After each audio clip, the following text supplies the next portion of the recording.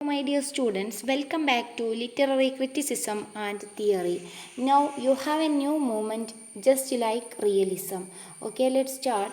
Naturalism was a late 19th century movement in literature that was originated in France. An outgrowth of realism, it was influenced by Darwinism, materialism and determinist philosophy of French critic Hippolyte Taine. The term was coined by Émile Zola, an influential French novelist and himself a naturalist. നോക്കൂ, let's explain. Naturalism was a late 19th century movement in literature. Late 19th സെഞ്ചുറിയിലെ ഒരു important ആയിട്ടുള്ള movement ആണ് naturalism, അല്ലേ? That was originated in ഫ്രാൻസിലാണ് ഇത് originate ചെയ്തത്. And out growth of റിയലിസത്തിൻ്റെ കൂടെ തന്നെയാണ് ഇതും വളർന്നു വന്നത്. ഇത് റിയലിസത്തിൻ്റെ ഒരു ഔട്ട് ഗ്രോത്ത് ആണെന്ന് വേണമെങ്കിൽ നമുക്ക് പറയാൻ പറ്റും. It was influenced by Darwinism, materialism and determinist philosophy. Note the point. എന്താണ് first point? Naturalism is a 19th century movement. It was influenced by Darwinism, materialism and determinist philosophy of French critic Hippolyte Taine. അപ്പോൾ Hippolyte Taine അതുപോലെ Emile Zola, ഈ രണ്ട് നെയിമുകൾ naturalism പറയുന്ന സമയത്ത് തന്നെ നമുക്ക് ഓർമ്മ വേണം. ഓക്കെ, അപ്പോൾ നാച്ചുറലിസം 19th സെഞ്ചുറി മൂവ്മെൻ്റ് ആണ്. രണ്ടാമത്തെ point outgrowth of realism ആണ്. It was influenced by Darwinism, materialism and determinist philosophy. Okay, the term coined by Emile Zola. Term coin ചെയ്തത് എമിലി സോളയാണ്, ഒരു ഫ്രഞ്ച് നോവലിസ്റ്റും അവളൊരു നാച്ചുറലിസ്റ്റും കൂടിയായിരുന്നു. It advocates using techniques of scientific and objective enquiry in the depiction of the ordinary individuals as opposed to the idealistic and supernatural treatment of the subjects by romanticism. നോക്കൂ,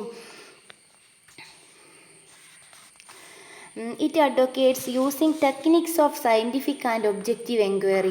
ടെക്നിക്കുകളും scientific എൻക്വയറികളും ഉപയോഗിച്ചിട്ട് depict ചെയ്യുക ordinary ഇൻഡിവിജ്വൽസിനെ. ഭയങ്കരമായിട്ട് ടെക്നിക്കും scientific ആയിട്ടുള്ള സാങ്കേതിക വിദ്യകളൊക്കെ ഉപയോഗിച്ചിട്ട് depiction നടത്തുക. ഏതിനെ ഓപ്പോസിറ്റായിട്ട്? Idealistic and supernatural treatment of the subject by romanticism. റൊമാൻറ്റിസ്റ്റുകൾ ചെയ്യുന്ന പോലെ ഐഡിയലിസ്റ്റിക്കും സൂപ്പർ നാച്ചുറൽ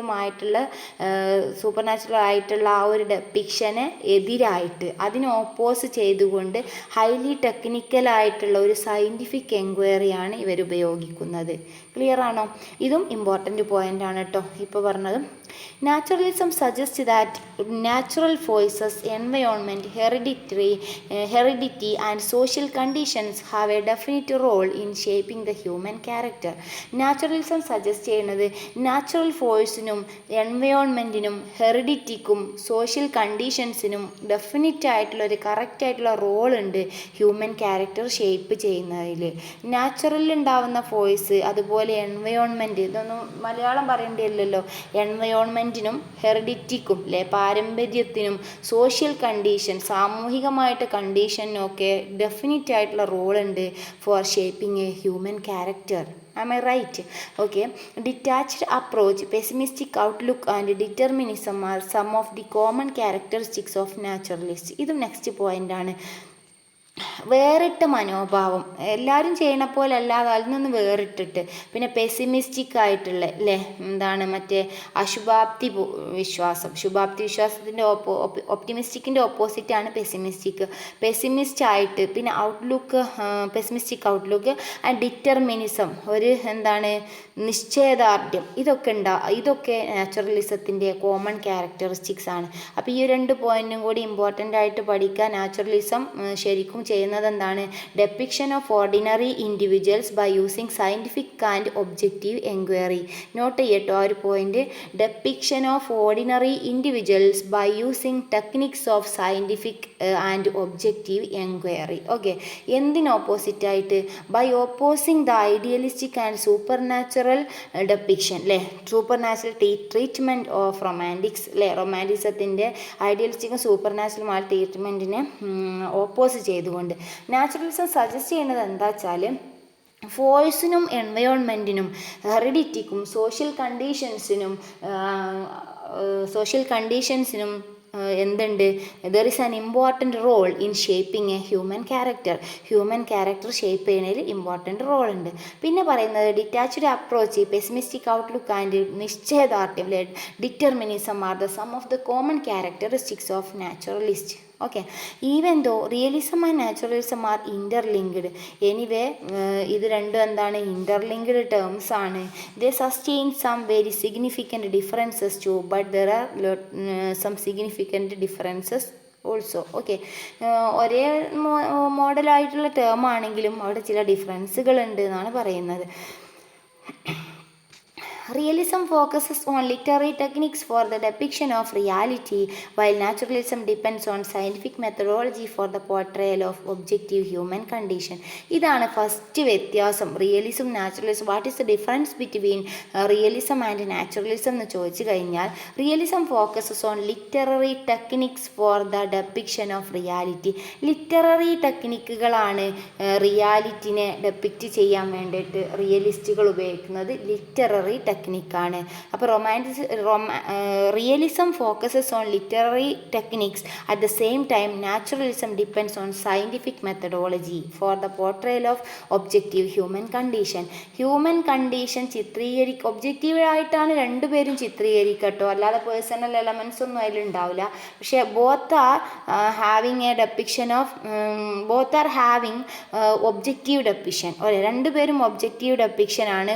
ഒരാൾ റിയലിസ്റ്റുകൾ എന്താണ് ഉപയോഗിക്കുന്നത്, they were always using the literary techniques. At the same time naturalist depends on the scientific methodology or scientific techniques. അപ്പോൾ റിയലിസ്റ്റുകൾ ഉപയോഗിക്കുന്നത് literary technique ആണെങ്കിൽ at the same time naturalist uses scientific technique. Okay, for depicting objective human condition. Next രണ്ടാമത്തെ difference എന്താ നോക്കൂ. Realism tends to delineate things as they R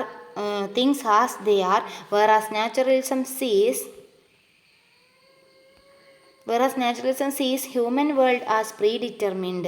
രണ്ടാമത്തെ difference, realism tends to delineate things as they are whereas things എങ്ങനെയാണ് എന്നാണ് റിയലിസ്റ്റുകൾ പറയുന്നത്. എങ്ങനെയാണ് ഇപ്പോൾ യഥാർത്ഥത്തിൽ എന്നുള്ളത് അങ്ങനെ അങ്ങോട്ട് ചിത്രീകരിക്കുകയാണ് realist. Things as they are, എങ്ങനെയാണ് അത് എന്നുള്ളത്.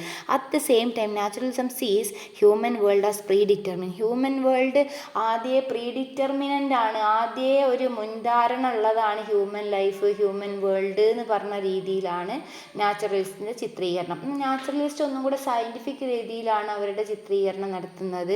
പക്ഷേ റിയലിസ്റ്റുകൾ അങ്ങനെ തന്നെ പച്ചക്ക് ലൈഫിനെ അങ്ങോട്ട് ഡെലിനിയേറ്റ് ചെയ്യാറുള്ളത് അല്ലേ. Thirdly, realism describes the development of character as in her reactions to the events and circumstances, and naturalism hold a character's actions and predetermined by natural forces.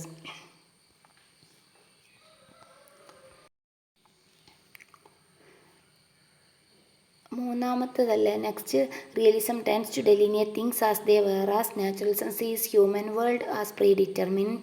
Thirdly, realism describes the development of a character as is her reactions to the events and circumstances. And എന്താണ് realism describe ചെയ്യും ഒരു ക്യാരക്ടറിൻ്റെ development, അതിൻ്റെ ആ ഒരു ക്യാരക്ടറിൻ്റെ സംഭവങ്ങളോടും സാഹചര്യങ്ങളോടുമുള്ള reactions എന്താണെന്നാണ് ചിത്രീകരിക്കുക. At the same time naturalism holds that characters actions are predetermined by natural forces. ക്യാരക്ടറിൻ്റെ ആക്ഷൻസൊക്കെ ആദ്യമേ ഡിറ്റർമിൻ ചെയ്ത് വെച്ചതായിരിക്കും നാച്ചുറൽ ഫോഴ്സിന് അനുസൃതമായിട്ട്. അപ്പോൾ ആ ഒരു രീതിയിലാണ് അവരുടെ ചിത്രീകരണം ഉണ്ടാവുക. Naturalism had A tremendous impact on the literary endeavours of the 19th and 20th centuries as naturalist writers exposed the darker and grimmer side of life such as racial and sexual prejudices, poverty, disease and crimes. നാച്ചുറലിസത്തിന് tremendous ആയിട്ടുള്ള impact ഉണ്ടാക്കാൻ കഴിഞ്ഞു ലിറ്ററേച്ചറിൽ 19th and 20th centuryയിൽ ഭയങ്കരമായിട്ട് tremendous ആയിട്ടുള്ള impact ഉണ്ടാക്കാൻ സാധിച്ചു. Naturalist writers എല്ലാ darker and grimmer side of ലൈഫിൻ്റെ എല്ലാ ചീത്ത വിഷമങ്ങളുള്ള ഗ്രിമ്മർ സൈഡുകളും അവർ തുറന്നു കാട്ടി.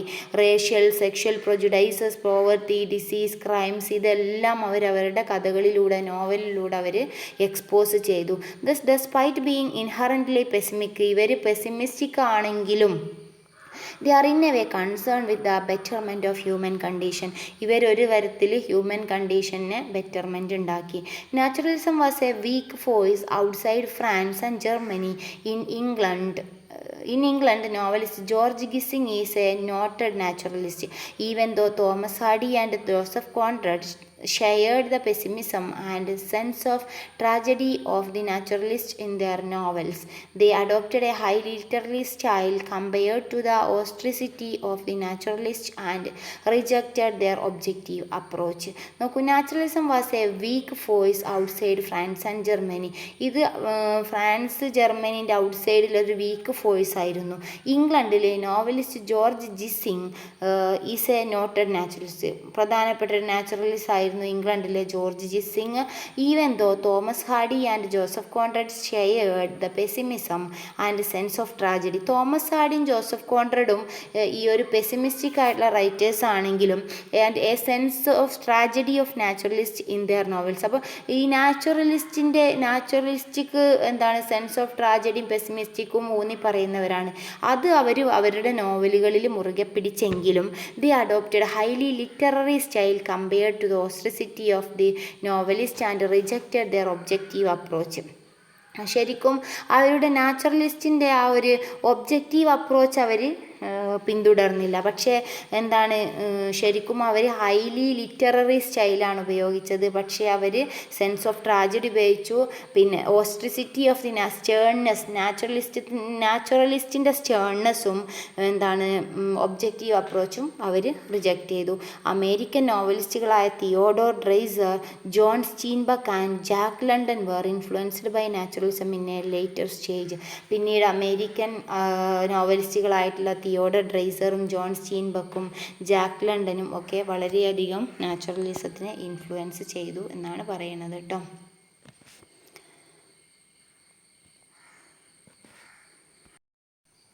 Okay, now we have symbolism.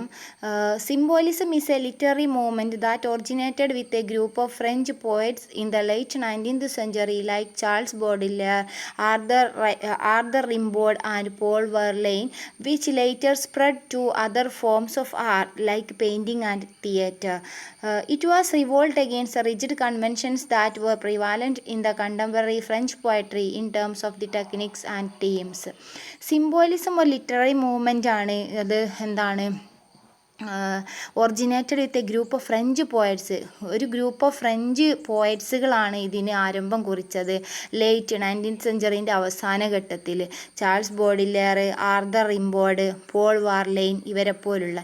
Which later spread to other forms of art. പിന്നീട് ഇത് പെയിൻറ്റിങ്ങിലേക്കും തിയേറ്ററിലേക്കും ഒക്കെ ഈ സിമ്പിൾസ് മാറാൻ തുടങ്ങി. ഇതിന് വൈഡർ ആയിട്ടുള്ള സ്പ്രെഡ് ഉണ്ടായി. Okay, it was a revolt against rigid conventions that were prevalent in the contemporary French poetry. ഇത് വളരെ റിജിഡായിട്ടുള്ള കൺവെൻഷൻസ്, പാരമ്പര്യത്തിന് ദാറ്റ് വർ കണ്ടംപററി ഫ്രഞ്ച് പോയട്രിയിൽ നിലനിന്നിരുന്ന റിജിഡ് കൺവെൻഷൻസിനെതിരായിട്ടായിരുന്നു. In terms of technique and theme, ടെക്നിക്കിലും ടേമിലും. Symbolist movement were influenced the European and American literatures of the 20th century to varying degrees. Symbolist movement വളരെയധികം ഇൻഫ്ലുവൻസ് ചെയ്തു European and American literatures of the 20th century. പല ഡിഗ്രികളിലായിട്ടുള്ള European American ലിറ്ററേച്ചറിനെ symbolist movement വളരെയധികം സ്വാധീനിച്ചു. Symbolist artist sought to express individual emotions experience through the subtle and suggestive use of highly symbolized language. Symbolist ആർട്ടിസ്റ്റുകൾ എന്താ ചെയ്യണമെന്ന് വെച്ചാൽ ഇൻഡിവിജ്വലിൻ്റെ ഇമോഷണൽ എക്സ്പീരിയൻസ് എക്സ്പ്രസ് ചെയ്യാണ്. Emotional experience of the individual ഏതിലൂടെ ഒരു സിംബലൈസ്ഡ്, ഒരു പ്രതീകാത്മകമായിട്ടുള്ള ലാംഗ്വേജിലൂടെ എക്സ്പ്രസ് ചെയ്യുക എന്നുള്ളതാണ് സിംബോളിസത്തിൻ്റെ പ്രാധാന്യം. സിംബൽസിലൂടെ നമുക്ക് ഒരു കാര്യങ്ങൾ മനസ്സിലാക്കാൻ പറ്റും. നിങ്ങൾക്ക് തന്നെ പല കോഡുകളും സിംബൽസും ഉണ്ടാവും, ഓരോ കാര്യങ്ങൾ വേറെ ആളുകളിലേക്ക് പാസ് ചെയ്യാനായിട്ട്. ഇങ്ങനെയുള്ള സിംബൽസ് ഉപയോഗിക്കുന്നതാണ് സിംബോളിസം.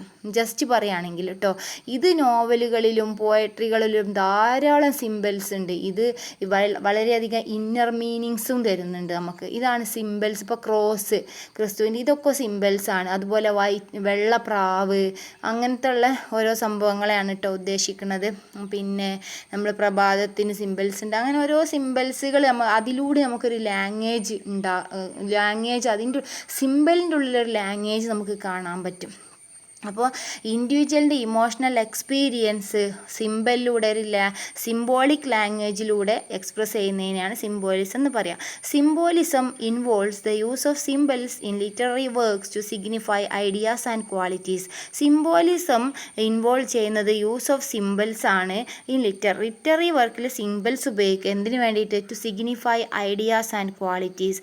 ഐഡിയാസും ക്വാളിറ്റീസും നോട്ട് ചെയ്യാൻ വേണ്ടിയിട്ട് സിംബൽസ് ഉപയോഗിക്കുന്നതിന് സിംബോളിസം എന്ന് പറയാം. Note the point. By giving them symbolic meaning that the different in there literal sense. Symbolic meaning നൽകുന്ന സമയത്ത് അത് ലിറ്ററൽ സെൻസിന് വ്യത്യാസമായിരിക്കും. Henri Regnier, a French critic, defines the use of symbol as a kind of comparison between abstract and concrete in which one of the terms of comparison is only suggested or implied. ശരിക്കും ഈ ഒരു Henri റൈഗർ എന്ന French critic define ചെയ്തു, symbols ഉപയോഗിക്കുന്നത് ഒരു type comparison ആണ് അബ്സ്ട്രാക്റ്റും കോൺക്രീറ്റും തമ്മിലുള്ള. അബ്സ്ട്രാക്റ്റ്, കോൺക്രീറ്റ് പറഞ്ഞാൽ വ്യക്തമായി നമുക്ക് കാണാനും തൊടാനും കഴിയുന്നത്. അബ്സ്ട്രാക്റ്റ് പറഞ്ഞാൽ അമൂർത്തം, മൂർത്തും അമൂർത്തവും എന്നാണ് കേട്ടോ. കോൺക്രീറ്റ്, അബ്സ്ട്രാക്റ്റ് എന്ന് പറഞ്ഞാൽ ഇതിൻ്റെ ഒരു കമ്പാരിസൺ ആയിട്ട് ഇയാൾ കണ്ടു. One of the terms of comparison is only suggested or implied. ഇത് സജസ്റ്റഡ് അല്ലെങ്കിൽ ഇംപ്ലൈഡ്, ഇതിലൊരു കമ്പാരിസൺ ഇംപ്ലൈഡ് ആയിരിക്കും. The word symbol is derived from Greek word symbolon. Symbolon എന്ന വേർഡിൽ നിന്നാണ് ഡിറൈവ് ചെയ്തത്. Meaning mark, emblem and sign. Symbolon എന്നുള്ളതിൻ്റെ meaning mark അല്ലെങ്കിൽ എംബ്ലം അല്ലെങ്കിൽ സൈൻ എന്നാണ്. A literary symbol is a combination of an image and a concept. There are universal and local symbols as well as public and private one. There are lot of symbols അല്ലേ, വളരെയധികം symbols. നമ്മൾ പല കാര്യം, നിങ്ങൾ തന്നെ എത്രയോ സിമ്പിളുകൾ ഉപയോഗിക്കുന്നുണ്ട്. ഇമോജികളൊക്കെ symbols ആണ്. സിമ്പിൾ ഒരു combination of image and a concept.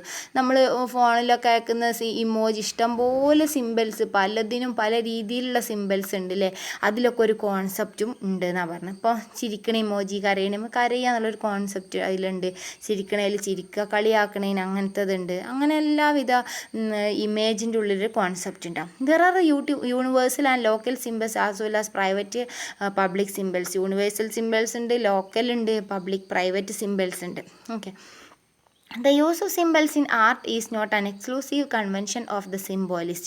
We can see affective and nuanced use of symbols in Virgil, Dante, Coleridge and Shelley, among many others, much before the symbolist movement. വെർജിലും ഡാൻറ്റെയും കോൾറിഡ്ജും ഒക്കെ സിംബോളിസ്റ്റ് movement വരുന്നതിൻ്റെ മുമ്പ് തന്നെ സിംബലുകൾ ഉപയോഗിച്ചിട്ടുണ്ട്. The clever use of symbols and condensation of language by means of imagery are techniques adopted by non-symbolist writers too. The clever use of symbols. വളരെ ക്ലവറായിട്ട് യുക്തിപൂർവ്വം സിമ്പിൾസുകൾ ഉപയോഗിച്ചിട്ടുണ്ട്. എന്നിട്ട് condensation of language. Simple ഉപയോഗിക്കുമ്പോൾ language അധികം വേണ്ട അല്ലേ. പെട്ടെന്ന് ചിരിക്കുക എന്ന് പറയുന്ന അത്ര വേണ്ട ചിരിക്കണ ഒരു ഇമോജി ഇടാൻ. അപ്പോൾ ആ കണ്ടൻസേഷൻ ഓഫ് ലാംഗ്വേജ് ആണ് അതിലൂടെ നടക്കുന്നത്. Cleverly use of symbols and condensating language by means of imagery and techniques. ഇമാജറിയും ടെക്നിക്കുകൾ ഉപയോഗിച്ചുകൊണ്ട് പല നോൺ സിംബോളിസ്റ്റ് റൈറ്റേഴ്സും വളരെ മുമ്പ് തന്നെ ഇത് എഴുതിയിട്ടുണ്ട്. സിംബോളിസ്റ്റ് മൂവ്മെൻറ്റ് വരുന്നതിൻ്റെ മുമ്പ് തന്നെ ആളുകൾ സിംബൽസ് ഉപയോഗിച്ച് തുടങ്ങിയിട്ടുണ്ട്, റൈറ്റേഴ്സ് എന്നാണ് പറയുന്നത്. Next, symbolist movement was pioneered in English literature by William Butler Yeats, who was introduced to the work of Mallarmé and other French symbolists by Arthur Symons.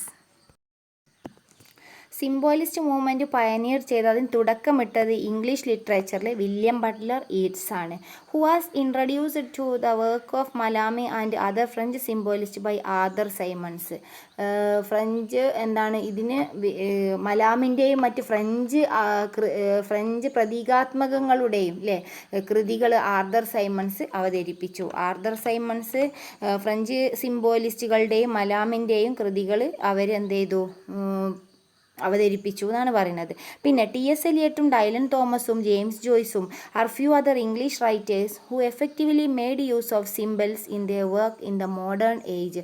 T S Eliot, Dylan Thomas, James Joyce എന്നിവരാണ് ആധുനിക യുഗത്തിൽ തങ്ങളുടെ കൃതികളിൽ ചിഹ്നങ്ങൾ ഫലപ്രദമായിട്ട് ഉപയോഗിച്ച മറ്റ് English എഴുത്തുകാർ. English സാഹിത്യത്തിൽ വില്യം ബട്ട്ലർ റീഡ്സ് തുടക്കമിട്ടു.